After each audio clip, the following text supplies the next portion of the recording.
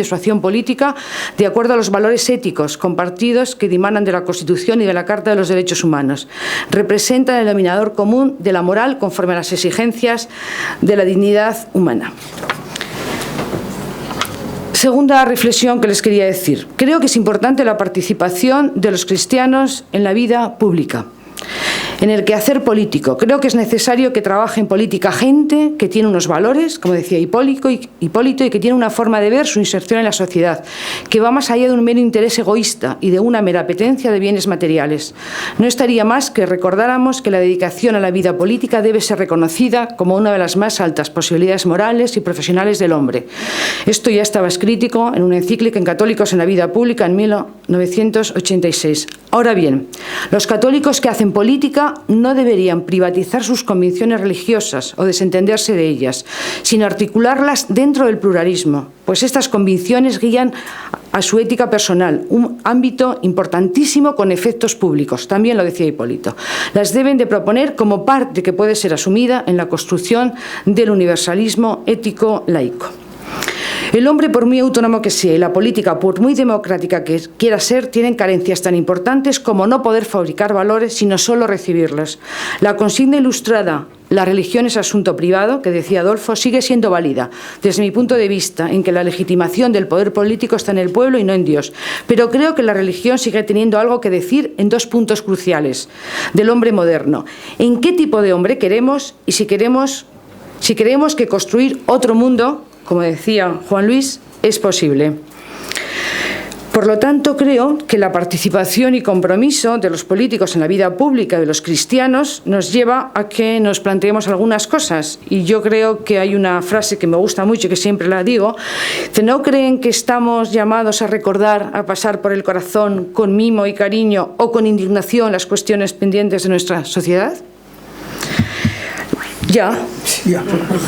Yo quería citarles a Pablo, porque me parece que Pablo es el que hace la doble ciudadanía, y por eso venía el tema de dar a César lo que es de César y a Dios lo que es el Dios, y quería decirles que Pablo tiene una gran vigencia en este momento y que me parece que el cristianismo se enfrenta a un cambio muy importante y que, bueno, pues que podemos seguir y que nos puede servir mucho Pablo de Tarso, que es el que habla de universalidad, de igualdad, y podía ser un referente en estos momentos para el mundo que estamos viviendo, con un texto precioso que si me deja pura y lo encuentro lo puedo decir y me gusta mucho, pero bueno, si lo encuentro lo digo, y hasta el anuncio cristiano de Pablo tiene... Bueno, voy a decir, lo dejo después, venga. Una autoestima.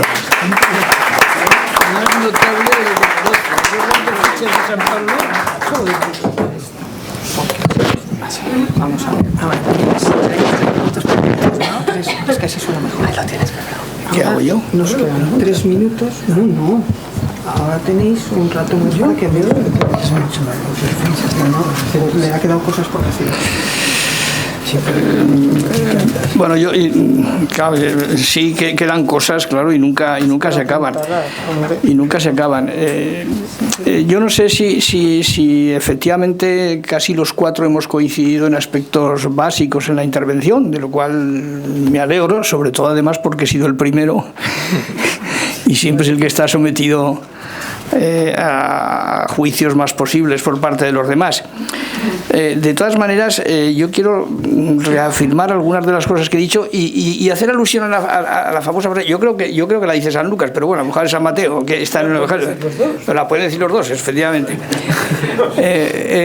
Pero yo creo que efectivamente, es decir, esa separación entre religión y política con la que a veces se desenvuelven los mensajes, a veces los enfrentamientos, a veces las discusiones, yo creo que es una división realmente falsa. Efectivamente, la política, lo decía Pilar muy bien, la política sobre todo es un ejercicio enaltecedor de la persona, y no se enaltece la persona sino con unos objetivos, y con unos objetivos además éticos, con unos objetivos utópicos, he llamado yo antes, con unos objetivos finales. Por tanto, la política nace de la sociedad, y en la sociedad se desenvuelven y se desarrollan los movimientos religiosos no hablemos solo del cristianismo, entre nosotros obviamente el cristianismo ha tenido en nuestra formación y en nuestra configuración además social, ha tenido una importancia manifiesta, una importancia trascendental, pero también los movimientos filosóficos, y también los movimientos culturales y los movimientos históricos, todo eso ha formado parte de esta sociedad, ha creado las opiniones en las que nos movemos fundamentalmente casi todos, es la que nos hace ser como somos a los que estamos aquí, y distintos a veces a los que están en otro sitio, ligeramente distintos, pero vamos, diferenciables perfectamente, y sobre esos principios, que son objetivos, que son búsquedas, yo creo que es sobre los que debe asentarse la política, y la política, por tanto, se asienta también sobre los movimientos religiosos, que forman parte de esta sociedad. Yo creo que eso se da, pero que la diferenciación, además, en el ejercicio de la política sí que debe existir y sí que debe darse.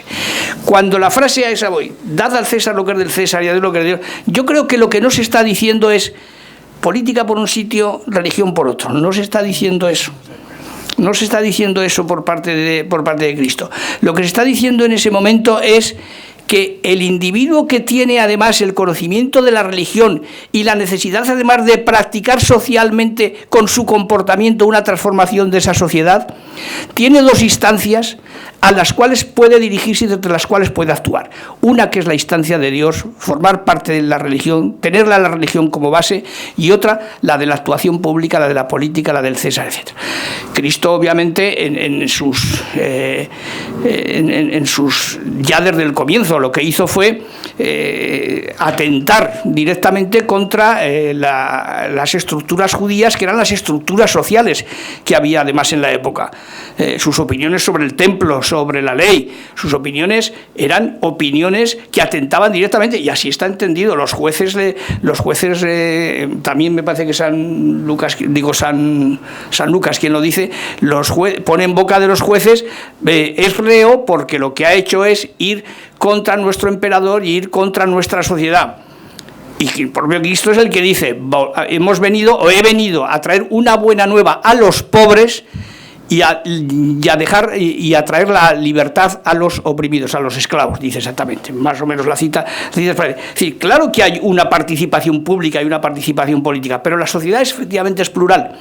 La sociedad está formada por ideas salidas de la religión, por ideas salidas del pensamiento, por ideas salidas de la historia, por ideas salidas de la filosofía, por ideas salidas de la reflexión, y en ese conjunto de ideas es sobre la que se forman los partidos políticos. Yo también estoy de acuerdo, aquí estamos tres personas que hemos militado y militar cualificadamente, porque hemos ostentado cargos de dirección y hemos sido además responsables en instituciones, en partidos distintos.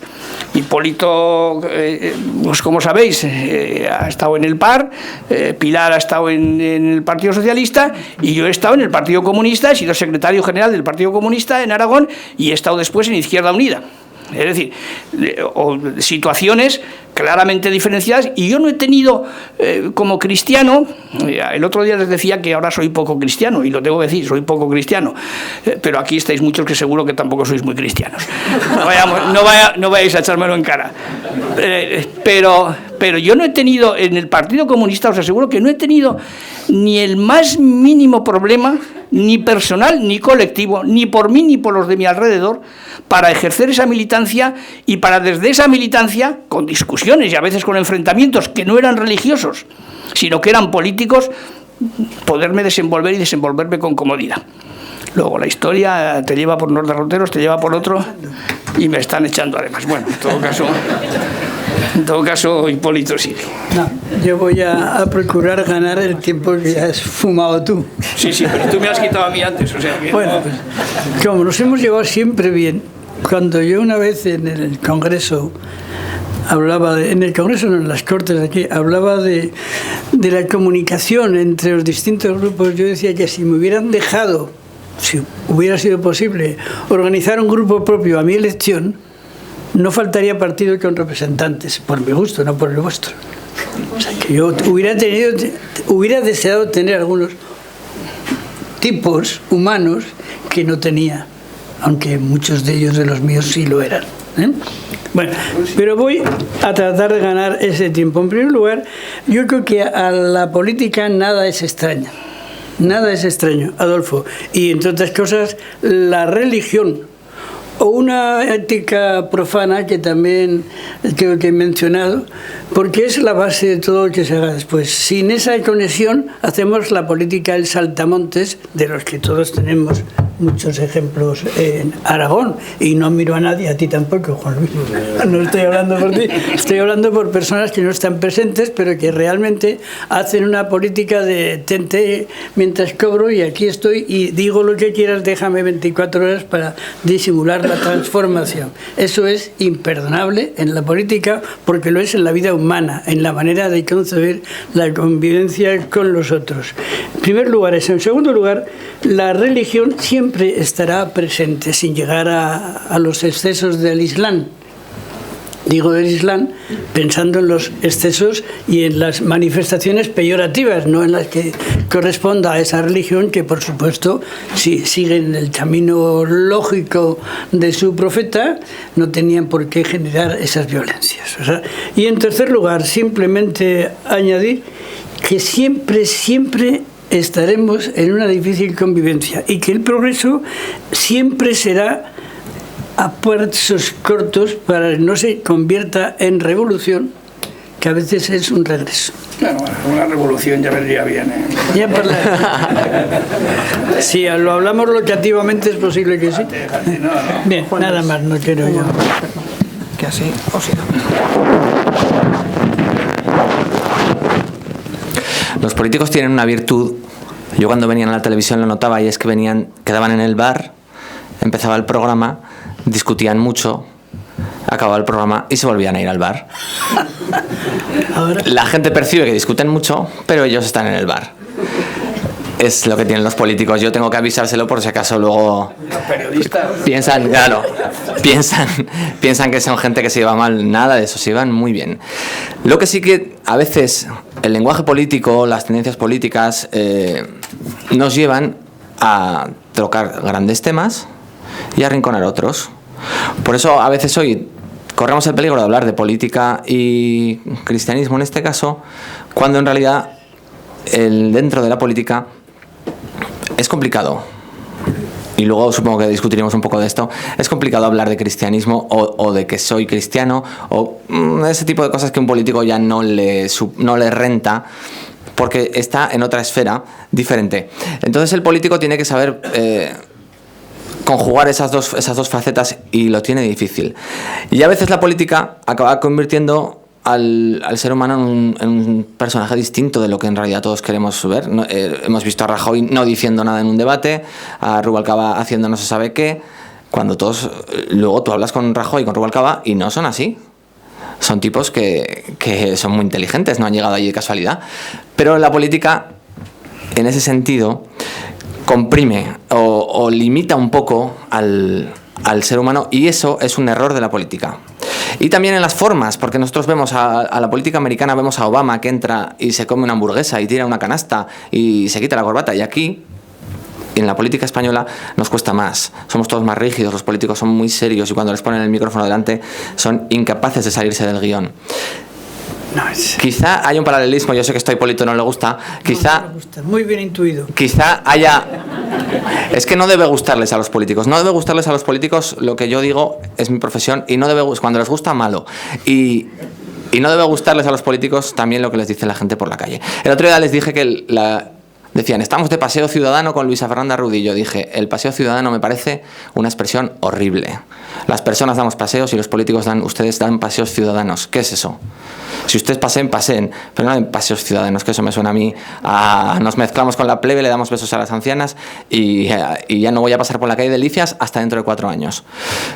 Ojo, que a veces la política, si el político no es bueno, y es lo que tenemos que saber exigir, queremos políticos buenos, que no se metan en papeles encorsetados, sino que sean buenos políticos y que sepan enseñar que son personas, porque la gente quiere votar más personas que ideas, porque las ideas la gente ya no sabe muy bien de dónde están. Y luego una pequeña reflexión, estamos todo el rato oyendo hablar de los mercados.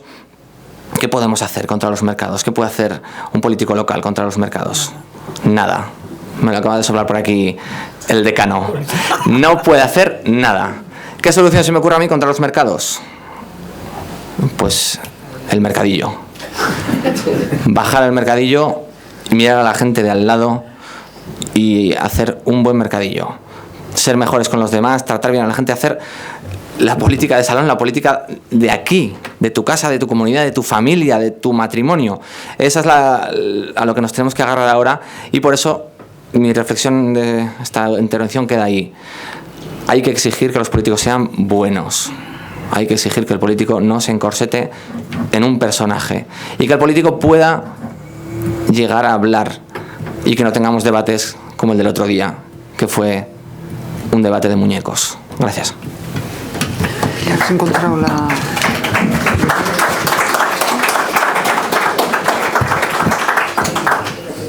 Yo como creo que para hacer política uno tiene que tener unas creencias y tiene que tener un programa y tiene que tener unos valores, y estamos hablando del valor del Evangelio como un elemento clave de las personas creyentes que hacen política, pues yo quería hacer hincapié donde me queda hoy, es en el carácter universal del anuncio del Evangelio, y había cogido a Pablo porque realmente es considerado el hombre de las tres culturas por el propio Benedicto XVI, así también lo plantea, y es un carácter universal que tiene en su lenguaje. Y como soy mujer, y la Iglesia institución, pues yo creo que ha pergeñado bastante el papel de la mujer, pues Pablo evidentemente no lo pergeñaba, sino que en ese carácter universal planteaba fundamentalmente que ya no tiene que haber ninguna exclusión ni a mujeres, ya no hay judíos, ni mujeres, ni griegos, ni esclavos, sino libres, y porque todos somos unos en el Señor, con lo cual había un mensaje de universalidad en un mundo que en aquel momento no era universal, era excluyente.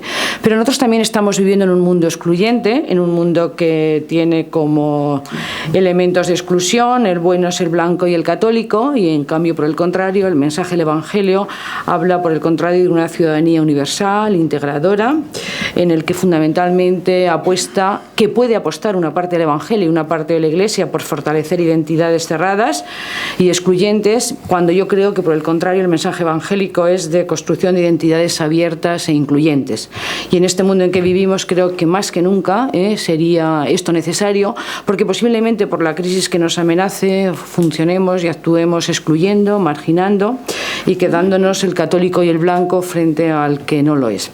Y como él hablaba del presidente Obama, es muy interesante recordar el texto del presidente Obama en su discurso inaugural ante el Capitolio, que decía: ha llegado la hora de llevar adelante ese precioso don, esa noble idea transmitida de generación en generación, la promesa hecha por Dios de que todos somos iguales, todos somos libres y todos merecemos una oportunidad de buscar toda la felicidad que nos sea posible.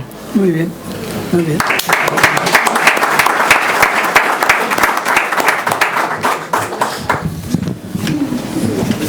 Gracias. Ahora ya es su turno. Por favor, levante la mano el que se atreva a romper el fuego y le pasarán el micro. Las preguntas, dice quien quiera breve y a quién se la dirige para que le conteste. Yo se la dirigiría a Hipólito.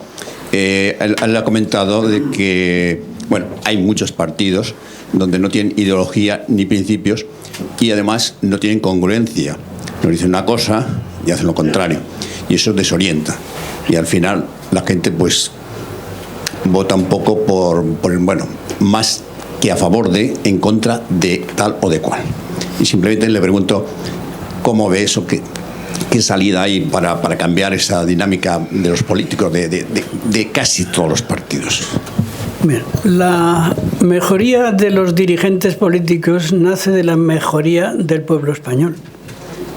Tenemos los elegibles que nos hemos merecido con nuestro voto. Y quizá también porque no existe otro medio, pero no nos hagamos ilusiones.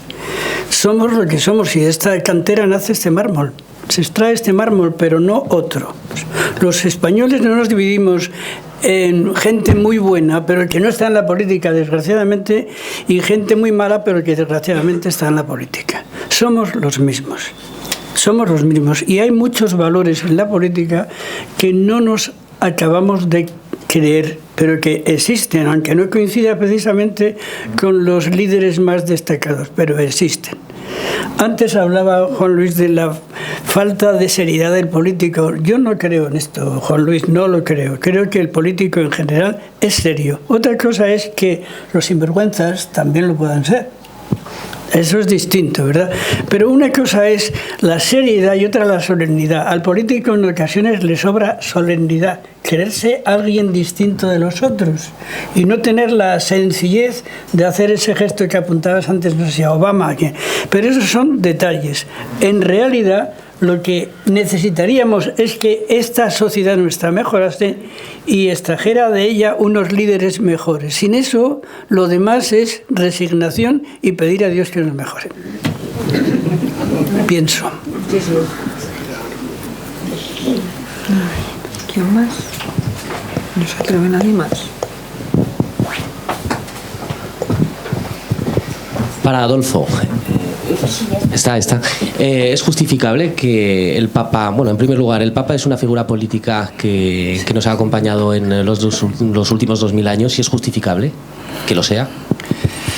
Yo diría que en muchos momentos no lo ha sido y que en muchos momentos no lo es. Es decir, que una religión tenga una estructura orgánica, como ocurre con la Iglesia Católica en este caso, y que además, bueno, pues en esa estructura y en esa organización el Papa sea, por definición además, la cabeza visible de quien representa, bueno, pues eso forma parte, yo creo, que de los mecanismos de organización y de estructura que nos hemos venido creando siempre.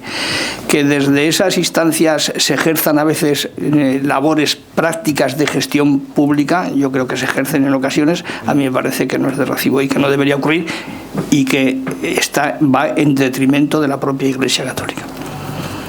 El que eso ocurra está en detrimento de la propia Iglesia Católica. Sería mejor para ella que eso no ocurriera. Pero yo creo que no es que ocurra, es que se interpreta mal. Se interpretan mal las cosas porque hay una falta de formación total. Bueno, yo creo que no hay tanta, que la formación, hay gente informada y hay gente desinformada, la formación es la que hay. Formación cultural, formación cristiana, formación política, o sea, formación que una persona sea educada. O sea, que tú estás viendo un debate en televisión y lo único que hacen es insultarse y criticarse, que si tú me has dicho, que si yo he hecho, por favor, den soluciones a las cosas. No, pero no es... Vamos a ver, primero, yo podría hablar mal de muchas cosas de la política y de muchas cosas que no fueran la política, podría hablar mal. No siempre los debates son así, desgraciadamente hemos vivido una etapa... No son siempre... los debates son el punto donde el insulto forma razón del debate, ¿no? La crítica es la gente normal de a pie, o sea, tenemos una imagen que es sí, la imagen, pero vuelvo a decir, aquí la cultura existe y no existe, quiere decir, hay gente con mucha cultura y gente con menos cultura, hay gente con formación y gente con menos formación. No debemos achacar a la falta de algo que efectivamente también tenemos o también se tiene, no más ni menos que en otro tipo de sociedad. Yo creo que no. Y cuando estoy afirmando, cuando estoy diciendo lo que he dicho al principio en la respuesta al que me preguntaba, no estaba desde luego tratando de decir otra cosa que la que decía. Es decir, yo creo que con la cultura que tenemos, con la cultura que hay, que no es poca en general, con la formación que hay, que yo creo que también es una formación que no es poca, a pesar de que haya grandes baches de desinformación y grandes baches de cultura, yo creo que efectivamente sí que hay una intervención en ocasiones no mal interpretada, sino además una actuación mal hecha por parte de las instancias religiosas. En este caso preguntaba por el Papa, pero podría referirme a la Conferencia Episcopal, podría referirme a obispos en particular, por hablar de España y por no salir de España, y yo creo que el resultado además al que llegaría yo y al que creo que llegarían algunos sería muy parecido.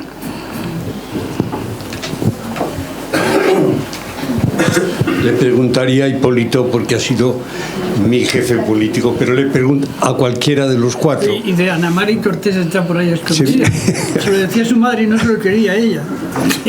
Yo preguntaría que me conteste, porque a lo mejor la pregunta va mejor para Juan Luis, para Saldaña. ¿Cómo es posible que en estas encuestas que anualmente suele hacer el Banco Bilbao, otras encuestas, cómo es posible que se haya llegado a la valoración de que la política y la religión ocupen los últimos lugares en España? Bueno, a mí no me ha preguntado nada. A ti. Solo ha dicho a Juan Luis. A mí, al final. A ti, a Juan Luis.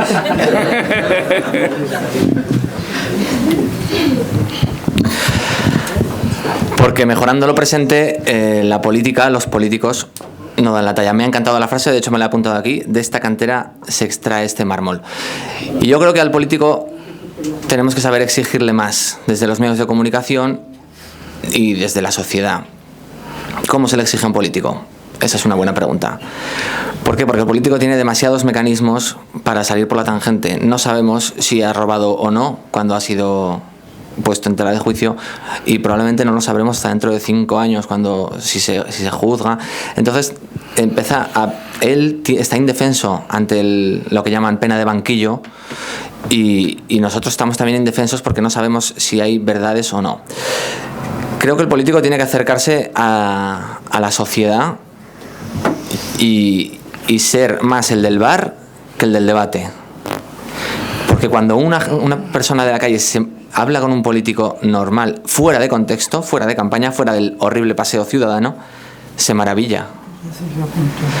Se maravilla de que Rajoy hable de que le gusta el ciclismo, pero si es que es una persona, señoras y señores. Rajoy es una persona y estamos aquí con personas. En la solemnidad también me parece un concepto muy, muy interesante, porque quizá el político sea muy solemne y muy lejano. Y el asunto es que nosotros estamos viendo todo el rato a gente interpretando, y es como si viéramos todo el rato teatro, gente recitando Hamlet, y no entendemos nada. La sostenibilidad, la participación. Encima el político se está volviendo esdrújulo. Todas las frases, todas las palabras son esdrújulas. Yo mantengo la teoría de que es para pensar, porque si tú dices la participación ya llegas cansado, pero si dices la participación, mientras dices ya has soltado el aire y te queda para pensar. Se te llena el oxígeno. Y el político tiene un papelón, porque tiene que acercarse a la sociedad y necesitamos. El otro día a mí una señora que estuve tomando un café me dijo: hace falta líderes sociales, y porque el líder político ya no nos sirve. Y yo dije: no puede ser. El líder social, con estas cosas de las nuevas tecnologías, y me dijo además: tú eres un líder social. Y dije: no, por favor. Las nuevas tecnologías, las redes sociales, esto que a veces quizás lo estemos magnificando porque está muy bien, pero no nos va a cambiar, no nos va a salvar el problema de las redes sociales, pero está muy bien y es divertido entrar y se aprende mucho y se pueden hacer cosas. Están generando líderes sociales. El líder social que diga lo que piense, que se quite la corbata, es un gesto, pero es un gesto que acerca. El líder social que hable. Bueno, hemos visto lo del 15M, que se quedó un poco en agua de borrajas. Bien, pero quizá por ahí se abra un camino. Líderes sociales que conecten más con la gente. Si el político no es capaz de darse cuenta que tiene que ser un líder social y luego un líder político, vamos a seguir siempre en un círculo vicioso, pues que nos llevará a tener los líderes que tenemos. De esta cantera, este mármol. A mí me gustaría contestar, porque creo que no podemos terminar la reunión de hoy pensando que la política no sirve, que los políticos no sirven, porque en el fondo podemos concluir al final en cuestionar la democracia, y a mí me parece muy peligroso. Es decir, entonces estamos planteando un tema de legitimidad. Entonces la legitimidad de los políticos es la legitimidad que le dan los ciudadanos, pues son los ciudadanos los que votan a los políticos. Entonces, si el modelo de participación democrática que tenemos, después de haber llevado pues más de 30 años de democracia en este país, él nació con la Constitución, los demás hemos participado en todo este proceso, tiene carencias, que las tiene, y que evidentemente ha provocado pues estructuras orgánicas de partido, aparatos de partido que no estén cercanos a los ciudadanos, políticos solemnes, políticos no cercanos, políticos aparateros, partidos que son más empresas que realmente partidos que no tienen a la gente cercanos a los movimientos sociales, no son líderes sociales. Pues es un problema muy serio de este país, que tendrá que replantearse determinados temas del funcionamiento de nuestra democracia, hacer una democracia más participativa, más abierta, que no sea simplemente 4 años un voto. Pero no podemos cuestionar ni la política, ni los partidos, ni la democracia. Lo que tenemos que hacer es cambiar formas y estilos, porque yo creo que en 30 años se pueden cambiar, desde la ley electoral, desde la ley DON, desde una serie de cuestiones importantes. Entonces esto podemos hacerlo nosotros, podemos hacerlo los ciudadanos. Entonces por eso lo que no podemos hacer es exigir a ellos que hagan todo, los ponemos a caldo como los ponemos aquí tranquilamente sentados, luego nos vamos, cuando realmente la política política es de todos y lo que decidamos nosotros pues va a modificar nuestra vida, pero también la de nuestros hijos, porque la clave es que tenemos que construir un mundo no para nosotros que ya tenemos años, sino para las gentes que vienen detrás. Y yo les digo que doy clase todos los días a alumnos de 18 años y les digo que el otro día estaba explicándoles la Constitución de Cádiz por primera vez, cómo se plantea la nueva legitimidad de la representación, es decir, la soberanía nacional frente a la legitimidad del poder absoluto, y los alumnos me saltaron inmediatamente a plantearme lo que pasa en la actualidad hoy. Y están preocupados y no les gusta esta democracia, pero quieren la democracia porque saben que es el sistema político mejor que puede existir. Por lo tanto, yo creo que lo que tenemos que hacer es buscar sistemas de participación diferentes y distintos, pero no cuestionando la democracia, porque, por ejemplo, lo que usted planteaba, los ciudadanos cuestionan la política y la Iglesia, pero en cambio no cuestionan obras de caridad de la Iglesia, están muy interesados en las ONGs de la Iglesia, en temas muy determinados. ¿Qué pasa? Que la jerarquía eclesiástica no está cercana a los ciudadanos. Su lenguaje no es el lenguaje de la gente de la calle. A mí la jerarquía eclesiástica no me gusta porque me excluye a mí como mujer. ¿Por qué? ¿Quién lo dice? ¿En qué lugar del Evangelio dice que las mujeres no podemos tener una participación en la Iglesia? Si el mensaje es universal. Por lo tanto, no estoy cercana a la posición de la jerarquía de la Iglesia. Puede pasar lo mismo en la opción de la jerarquía de los partidos. ¿Está claro esto? Por lo tanto, lo que tenemos que hacer, y yo creo que esto es una obligación de todos, no tanto ponerlos a caldo, que los podemos poner, sino intentar entre todos construir, pues evidentemente, una forma de participación más democrática, que es lo que quiere la gente del 15M, y que conste que es lo que quieren los alumnos, los de 18 años que tengo yo, y que tuve un magnífico debate el otro día con ellos. Ellos no cuestionan la democracia, cuestionan esta forma de hacer la democracia en este país, y cuestionan que esté mandando los mercados y no los ciudadanos, porque eso es lo que está pasando. Tienen que mandar los ciudadanos, porque si no el modelo representativo, que es el nuestro, se irá a pique. Volveremos a otra legitimidad. ¿A qué? La de los bancos. En el 12 hicimos la legitimidad de la soberanía de la nación frente a la legitimidad del rey. Ahora la legitimidad de los bancos, porque los que nos han puesto para gobernar, tanto en Italia como en Grecia, son gentes que han trabajado en un gran banco que es el que nos ha llevado a este desastre. ¿Y los ciudadanos qué? La legitimidad de los bancos frente a la legitimidad de los ciudadanos. Hombre, el tema es muy serio para poner a caldo a los políticos. Exijámoslo a los políticos que sean realmente políticos, que en estos momentos hagan lo que tienen que hacer. Y es nuestra responsabilidad, como decía Hipólita. Bueno.